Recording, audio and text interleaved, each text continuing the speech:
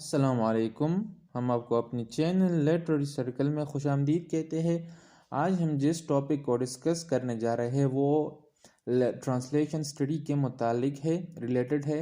And ये है वीने and डर्बलेंट्स model of translation. वीने और डर्बलेंट का जो ट्रांसलेशन मॉडल है हम उसको आज डिस्कस करने जा रहे हैं। वीने एंड डर्बलेंट जो है ये टू फ्रेंच लिंग्विस्ट थे और उन्होंने 1950s राउंड अबाउट 1950s के ये मॉडल पेश किया था। अच्छा, उस वक्त जो ट्रांसलेशन का फील्ड था वो एक मतलब इतना इमर्ज या इस्टेब्लिश नहीं हुआ था। लोग इसे बस ट्रांसलेशन की ही ट्रांसलेशन तक ही लिमिटेड कंसिडर करते थे। एंड देन इसलिए उन्होंने इस जो मॉडल है स्पेसिफिकली इसे लिंग्विस्टिक मॉडल फॉर ट्रांसलेशन भी कहा जाता है। एंड देन ये मॉडल जो था ये comparative stylistic analysis of French and English, तो ये अगर आप इसको लिंग्विस्टिक कह ले या कंट्रास्टिव लिंग्विस्टिक मॉडल भी कह ले ट्रांसलेशन का, तो ये बिल्कुल ठीक होगा, क्योंकि ये दो जो लिटरेचर थे या दो लैंग्वेज थे उन पर बेस था। उनकी जो स्टाइलिस्टिक एनालिसिस या कंपैरिजन की गई थी उनकी बुनियाद पर यह मॉडल इस्टेब्लिश हुआ था। और वो लैंग्वेज थे फ्रेंच एंड इंग्लिश, कि किस तरह ये इंटर रिलेटेड है या ट्रांसलेशन इनमें अगर हो तो किस तरह इसकी एनालिसिस की जाए। और ये जो साइन लिंग्विस्ट थे influenced by Russian theorist and translator Andrew Fedorov. और ये किससे इन्फ्लुएंस थे? जो कि रशियन एक थ्योरिस्ट और ट्रांसलेटर था एंड्रयू फीडोरोव, उनसे ये इन्फ्लुएंस थे। इनके वर्क में एंड्रयू फीडोरोव का एक झलक नज़र आता है। अब इस मॉडल में चूँकि हमने कहा कि ये फ्रेंच और इंग्लिश लैंग्वेज पर बेस्ड है, तो इसमें दोनों लैंग्वेज को कंसिडर किया जाता है। और जो डिफरेंसेस होती है इन ट्रांसलेशन में, फॉर एग्जांपल अगर आप फ्रेंच को एसटी ले ले और मतलब सोर्स टेक्स्ट एंड इंग्लिश को टारगेट टेक्स्ट ले ले, तो फॉर एग्जांपल अगर एक सोर्स ओरिजिनल टेक्स्ट और इसके ट्रांसलेटेड वर्जन में क्या डिफरेंसेस है, क्या चीज़ें हैं, वो उन्होंने नोट की है और उसकी एनालिसिस की है। इसी वजह से तो इसे कंट्रास्टिव लिंग्विस्टिक मॉडल भी कहा जाता है। अब इस मॉडल में जो जब ये इन्फ्लुएंस हुआ, तो जब ये पहले तो फ्रेंच में था लेकिन बाद में जब ये इंग्लिश में ट्रांसलेट हुआ तो ये मतलब बहुत ही मशहूर हुआ। और ये just only limited to English या फ्रेंच नहीं रहा, बल्कि ये थ्रू आउट जो ट्रांसलेशन स्टडी है उनमें ये अप्लाई होने लगा। अच्छा, तो इस मॉडल में उन्होंने स्ट्रेटजीज एंड प्रोसीजर आइडेंटिफाई की है।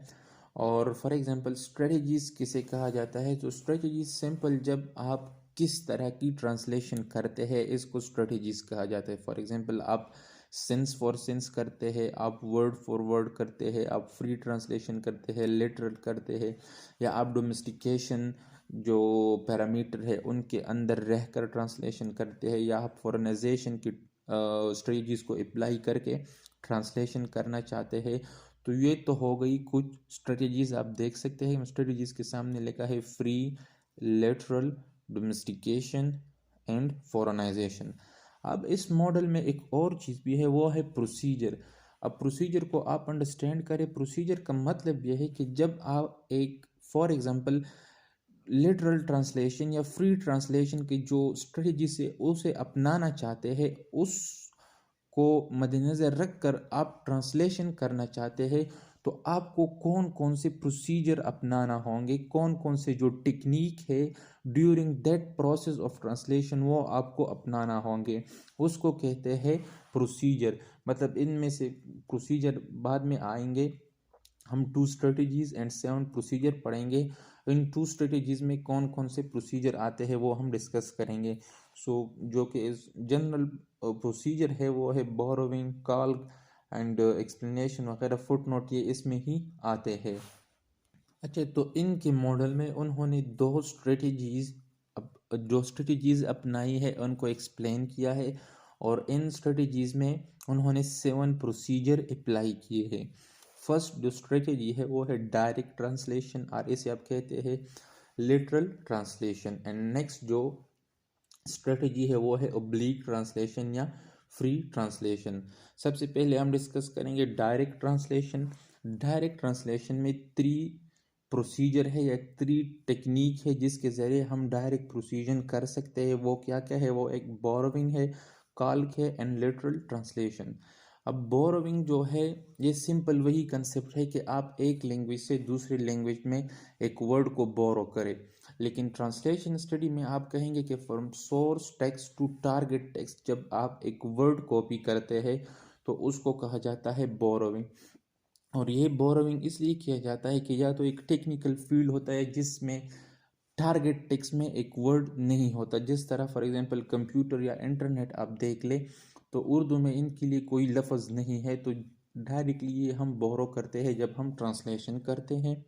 नेक्स्ट जो है वो है साइंस। फॉर एग्जांपल साइंस कुछ ऐसी प्रोसीजर होती है या इन्वेंशन होती है जिसको आप बोरो करते हैं। For example algebra. अलजेब्रा एक एक अरबिक वर्ड है, लेकिन आप इसे थ्रू आउट इंग्लिश या उर्दू या दूसरी लैंग्वेज में फाइंड आउट कर सकते हैं। एंड देन आप फॉर एग्जांपल जब आप ब्यूटिफिकेशन करते हैं या फॉरेनाइजेशन भी करते हैं तो उसमें भी आप बोरोविंग करते हैं। जिस तरह कि जापानी का जो वर्ड है सुशी, तो आप इसको दूसरे लैंग्वेज में इसी तरह ही बोरो करते हैं। अब इसके बाद दूसरा जो टेक्निक है, जो प्रोसीजर है, जो वो फ्री ट्रांसलेशन में आता है, सॉरी लिटरल ट्रांसलेशन में आता है, वो है काल्क। अब काल्क किसे कहते हैं? तो ये एक स्पेशल काइंड ऑफ बोरोविंग होता है। बोरोविंग तो हमने कहा कि सिंपल आप एक वर्ड को ले ले उसे बोरो करते हैं, लेकिन काल्क में आप पूरा एक्सप्रेशन या एक सिमेंटिक या जो सिंटैक्स स्ट्रक्चर होता है आप उसको बोरो करते हैं from source language to target language. जिस तरह उन्होंने कहा है कि साइंस फिक्शन, अब ये जो साइंस फिक्शन का ये जो स्ट्रक्चर है या जो एक्सप्रेशन है, तो ये फ्रेंच है और इसमें उन्होंने बोरो किया है किस लैंग्वेज में? इंग्लिश लैंग्वेज में। तो यही भी बोरोविंग हुआ, लेकिन इसमें आप पूरा एक्सप्रेशन या एक स्ट्रक्चर को बोरो करते हैं। नेक्स्ट जो टेक्निक है वो है लिटरल ट्रांसलेशन। ये भी लिटरल ट्रांसलेशन या डायरेक्ट ट्रांसलेशन में आता है। अब लिटरल ट्रांसलेशन का मतलब ये है कि वर्ड फॉर वर्ड ट्रांसलेशन, और ये बहुत ही मोस्ट कॉमन फीचर है जो कि डायरेक्ट ट्रांसलेशन में पाया जाता है। और इसमें आप वर्ड फॉर वर्ड ट्रांसलेशन कर सकते हैं। आप जिस तरह एग्जांपल देख सकते हैं, I lift my spectacle on the table down stair. अब इसकी जो फ्रेंच ट्रांसलेशन है वो आप देख सकते हैं कि आई इलीजी मिस लूनीट्री, इस तरह की कुछ ट्रांसलेशन है। तो ये डायरेक्ट ट्रांसलेशन है। अब इसके बाद दूसरी जो स्ट्रेटेजी है वो है ओब्लीक ट्रांसलेशन। अब ओब्लीक ट्रांसलेशन किसे कहा जाता है? ये एक फ्री ट्रांसलेशन होता है। इससे पहले जो टेक्निक थे वो किस लिए यूज़ हुए थे? वो डायरेक्ट ट्रांसलेशन या जो लिटरल ट्रांसलेशन था उसके लिए यूज़ हो गए थे। ओब्लीक ट्रांसलेशन में जो टेक्निक यूज़ होंगे वो है ट्रांसपोजिशन, मॉड्यूलेशन, इक्विवेलेंस और एडियोमेटिक ट्रांसलेशन, एंड लास्ट वन जो थोड़ा कॉम्प्लेक्स है वो है एडाप्टेशन। अब ट्रांसपोजिशन किसे कहते हैं? ओब्लीक ट्रांसलेशन में जब आप फ्री ट्रांसलेशन करते हैं तो आप ट्रांसपोजिशन करते हैं। Transposition mean change of word class without changing the meaning. जब आप एक वर्ड क्लास को चेंज करें without being change the whole meaning of the text. Let's suppose आप फॉर एग्जांपल एक नाउन है, उसकी उस सोर्स टेक्स्ट में एक नाउन है एंड टारगेट टेक्स्ट में आप उसके लिए एक वर्ड यूज़ करें, तो ये ट्रांसपोजिशन हो गया और ये ऑब्लिगेटरी हो गया। ऑप्शनल ये होता है कि आप इसको दोबारा इस टारगेट टेक्स्ट को वापस सोर्स टेक्स्ट में कन्वर्ट करते हैं, तो ये सोर्स बन जाता है और वो टारगेट बन जाता है। एंड इसमें आप वर्ब को नाउन कन्वर्ट करते हैं तो ये ऑप्शनल बन जाते हैं। जिस तरह के आप देख सकते हैं कि अपॉन हर राइजिंग, अगर ये फ्रेंच में अगर आप इस तरह कह ले डीसन लेवर अपॉन हर राइजिंग, तो राइजिंग नाउन यहाँ पर होता है। एंड आप इसके ट्रांसलेशन देखे as soon as she got up, तो मतलब गॉट अप क्या है? वर्ब है। तो ये आपने नाउन को वर्ब क्लास से या एक पार्ट्स ऑफ स्पीच को दूसरे पार्ट्स ऑफ स्पीच में कन्वर्ट कर लिया, तो ये हो गया ट्रांसपोजिशन। इसके बाद है मॉड्यूलेशन। मॉड्यूलेशन सिंपली जब आप सिमेंटिक या एक पॉइंट ऑफ व्यू को सोर्स लैंग्वेज के पॉइंट ऑफ व्यू को ट्रांसलेट करें या उसको रेंडर करे किस में, टारगेट लैंग्वेज में। तो ये कब होता है? It happens when letter are even transported text is grammatically correct but not suitable. जब ये ग्रामेटिकली करेक्ट भी होता है, फॉर एग्जांपल आप एक ट्रांसलेशन करते हैं सोर्स टेक्स्ट से टारगेट टेक्स्ट में, तो आपकी वो ट्रांसलेशन ग्रामेटिकली करेक्ट तो होगी जब आप वर्ड फॉर वर्ड करते हैं, लेकिन वो सुटेबल नहीं होती। तो उस केस में आप क्या यूज़ करते हैं? मॉड्यूलेशन यूज़ करते हैं। लेट सपोज इसकी एग्जांपल कुछ इस तरह है कि you are quite a stranger. तो यहाँ पर आपने कहा you, second person pronoun use हुआ, लेकिन इसकी ट्रांसलेशन आप किस तरह करेंगे? We do not see you any मोर।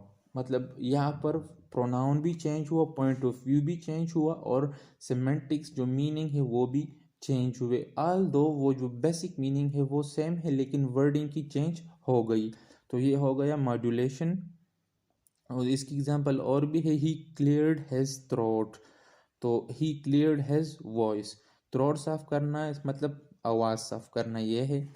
और जो तीसरी स्ट्रेटेजी है इसमें, टेक्निक है, वो है इक्विवेलेंस और इडियोमेटिक ट्रांसलेशन। अब इक्विवेलेंस तो सिंपली आप जानते हैं कि जब आप एस टी से टी में ट्रांसलेशन करते हैं तो आपको इक्विवेलेंस रखना होगा, जो मीनिंग है वो उसी तरह आपने कांस्टेंट रखनी है।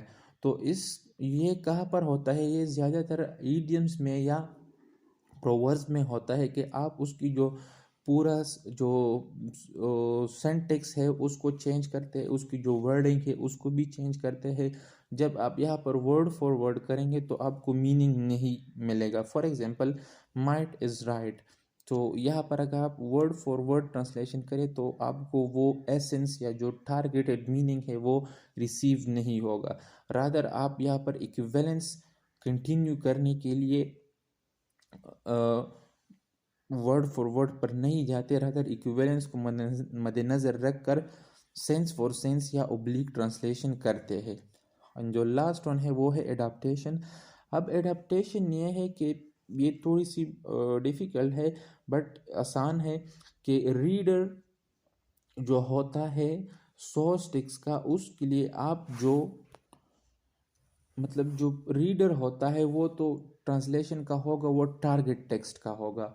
लेट सपोज आप इंग्लिश से उर्दू में ट्रांसलेशन करते हैं, तो आपके ट्रांसलेशन के रीडर जो होंगे वो है उर्दू स्पीकर होंगे। वो उस ट्रांसलेशन वर्जन को या सुनेंगे या पढ़ेंगे। तो आपने उनके मुताबिक कुछ आइडियाज़ को रेंडर करना है ताकि वो उनको समझ सके।